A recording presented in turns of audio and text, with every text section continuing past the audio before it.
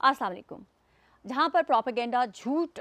का बाज़ार गर्म हो, वहाँ पर मुझ समेत आप लोगों पर भी फ़र्ज़ हो जाता है कि चीज़ें हक़ाइक़ के साथ विद शवाहिद जो है वो अवाम तक रखी जाएँ, जिसके बाद अवाम खुद फ़ैसला करे कि सच क्या है और झूठ क्या है। अब जैसे पाकिस्तान से एक मेजर रिटायर्ड राजा आदिल जो हैं वो बरतानिया पहुँचे हुए हैं। यहाँ पर वो आए दिन जो है वो ख़बरें ब्रेक करते रहते हैं, कभी खामोश मुजाहिदीन के नाम से, कभी कुछ कह के वो लोगों को इंगेज रखते हैं। कुछ ऐसी ख़बरें दी जिसके बाद पाकिस्तान से ब्रिगेडियर रिटायर्ड राशिद नसीर हैं, उन्होंने इनके खिलाफ जो डेफेमेशन का केस किया लंदन की हाई कोर्ट के अंदर, जिसकी लास्ट हेयरिंग में भी मैं वहाँ पर मौजूद थी, जहाँ पर जो है टोटली 30,000 समथिंग जो है अभी तक राजा आदिल जो है उनकी लीगल टीम को पे कर चुके हुए हैं। अब उस केस की दोबारा हेयरिंग इसी मंथ से स्टार्ट हो रही है, तो लिहाजा मैंने सोचा कि अभी इस केस के ऊपर ताज़ा फ्रेश डेवलपमेंट होने से पहले आपको जो है इस केस के मुतालिक, स्पेशली जो राजा आदिल ने गो फंड मी का एक अकाउंट बनाया हुआ है उसके मुतालिक आपको बताया जाए। देखिए, बरतानिया के अंदर गो फंड मी आप कोई भी शख्स बना सकता है, लेकिन आपको बताना पड़ता है किस पर्पज़ के लिए आपने ये अकाउंट बनाया है और क्यों आपको पैसा इकट्ठा करना है, और इसके अंदर ट्रांसपेरेंसी भी होती है। अब राजा आदिल साहब के गो फंड मी के केस में अगर हम जाएँ तो उनके अकाउंट को जब मैं क्लिक करती हूँ तो उन्होंने लिखा हुआ है फाइट अगेंस्ट फैशिज्म पार्ट 2। सो ठीक है, इनके टोटल अभी तक जो नज़र आ रहे हैं 75,165 जो है ये पैसे जमा कर चुके हुए हैं। इनका टारगेट इन्होंने रखा हुआ है 85,000 का इनका टारगेट। डोनेशंस देने वाले कौन लोग हैं, तो उनको अगर मैं क्लिक करती हूँ तो अनोनिमस जो अकाउंट्स हैं वो बहुत ज़्यादा इनके अकाउंट में नज़र आते हैं, जिनका कोई नाम नज़र नहीं आता, जिनकी कोई डिटेल नज़र नहीं आती है। उन्होंने हैवी अमाउंट भी इनके अकाउंट में डाली हुई। ये मेरा बताने की ज़रूरत नहीं है, आप जाके जब क्लिक करेंगे तो वो आपको नज़र आएगा। जो फर्स्ट डोनेशन हुई थी वो 50 पाउंड की इनके अकाउंट में हुई थी, और उसके बाद जो है जो जिन्होंने नाम के साथ लिया ठीक है,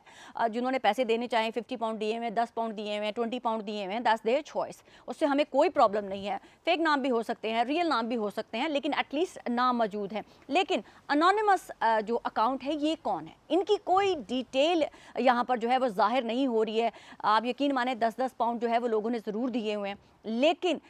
जो ये अनोनिमस अकाउंट है, मैं ये जानना चाहती हूँ कि ये कौन से अकाउंट हैं, कौन लोग हैं जो राजा आदिल की मदद तो करना चाहते हैं लेकिन अपनी आइडेंटिटी शो नहीं कर रहे हैं,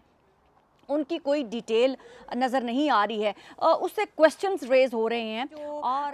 राजा आदिल साहब के डोनर हैं, उनका ये राइट है कि वो जान सकें कि अभी तक इनके पास कितनी रकम इकट्ठी हुई, और इन्होंने जो रकम इकट्ठी हुई उसमें से कब, कहाँ और कितनी अमाउंट खर्च की, और अगर उस पहली गो फंड मी में से जो इन्होंने अकाउंट बनाया था वो रकम बची थी तो अभी तक कहाँ पर है, और अभी जो इन्होंने अकाउंट के अंदर रकम पड़ी हुई है वो कब, कहाँ और कैसे इस्तेमाल करेंगे। क्योंकि आपके वकला का तो कुछ और कहना है, वो तो यही कह रहे हैं कि हमने अभी तक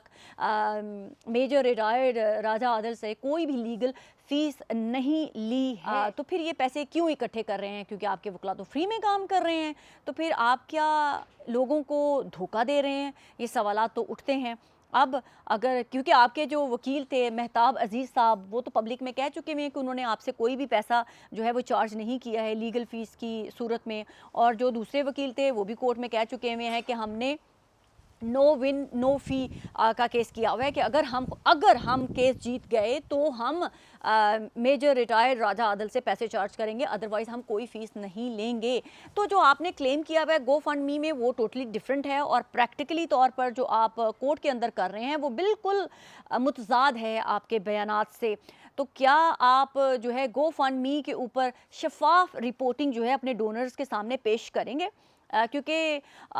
जो सेक्शन है अपडेट गो फंड मी में, उसके ऊपर वो राइट देता है कि वहाँ पर आप बाकायदगी के साथ जाकर जो आपकी फंडिंग जमा हुई है उसके ऊपर रिपोर्टिंग जो है वो अपडेट जारी की जाए। तो क्या आपने वो अपडेट अभी तक जारी की है? ये मैं आपके ऊपर छोड़ती हूँ, क्योंकि हमें तो नज़र आ रहा है कि अभी तक आपने कोई भी अपडेट वहाँ पर इशू नहीं की है। क्या कोई आपकी जो जमाशुदा अमाउंट थी उसके ऊपर ऑडिट हुआ,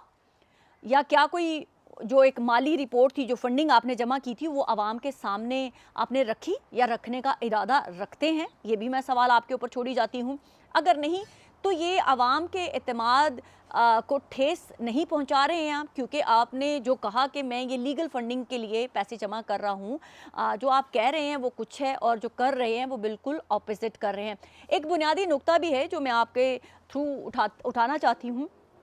कि अगर फंडिंग का मकसद जो है वो लीगल फ़ीस बताया गया हो, लेकिन फ़ीस ही ना दी गई हो, तो फिर ये मामला जो है वो इखलाकी बददियानती और बाज़ सूरतों में फंडिंग फ्रॉड के ज़ुमरे में भी आ सकता है। तो राजा आदिल साहब, मैं ये आपके ऊपर छोड़ती हूँ कि अब आप इसका जवाब दें। अब आपकी मर्ज़ी है कि आप और आपकी मिसेज़ जो हैं वो मेरे ऊपर दोबारा से जिस तरह से पहले करैक्टर असैसिनेशन आप करवाते थे मेरी, वो करवाने का सिलसिला शुरू करते हैं, या आप जवाब देते हैं। मुझे ऑप्शन बी और ए में से यही नज़र आ रहा है कि शायद आप दोबारा से जो है वो अपनी प्रोपेगेंडा मशीन को मेरे खिलाफ यूज़ करेंगे। लेकिन मैं सवालात बार बार पूछती रहूँगी, क्योंकि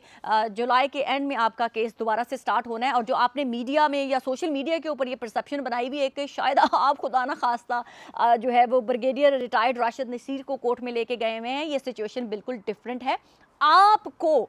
पाकिस्तान के ब्रिगेडियर रिटायर्ड राशिद नसीर जो है वो लंदन की हाई कोर्ट में लेके गए हुए हैं, क्योंकि आपने उनके खिलाफ झूठे इल्ज़ामात जो उनकी नज़र में हैं, तो वो आपको हत्या के इज्जत यानी कि डेफेमेशन के केस में आपको कोर्ट पे लेके गए हुए हैं। क्योंकि आप तो सोशल मीडिया पर बैठ के सारी बातें जो है वो खामोश मुजाहिदीन के खाते में डाल देते थे और हर किसी की जो है वो मदर सिस्टर एक कर देते थे। लेकिन लोगों को ये बताना बहुत ज़्यादा ज़रूरी है कि जब आप बैठ के बरतानिया के अंदर झूठ बोलते हैं तो आपको डेफेमेशन यानी कि हत्या के इज्जत के केस में आपको अपनी प्रॉपर्टीज़ तक जो है वो बेचनी पड़ जाती हैं। तो लिहाजा जो सोशल मीडिया के ऊपर मेजर साहब आपने बताया हुआ लोगों को कि शायद आपने खुदा ना खास्ता मजबूर कर दिया है ब्रिगेडियर साहब को कि वो आए और कोर्ट में पेश हूँ, भाई साहब ऐसा कुछ भी नहीं है। वैसे तो आपके चाहने वाले अंधे हैं, ना वो सोच सकते हैं ना वो समझ सकने की सकत रखते हैं, क्योंकि आप उनको कोर्ट में नहीं ले गए हैं, वो आपको कोर्ट में ले गए हुए हैं कि जो आपने उनके ऊपर इल्ज़ामात लगाए हुए हैं वो आप साबित करें।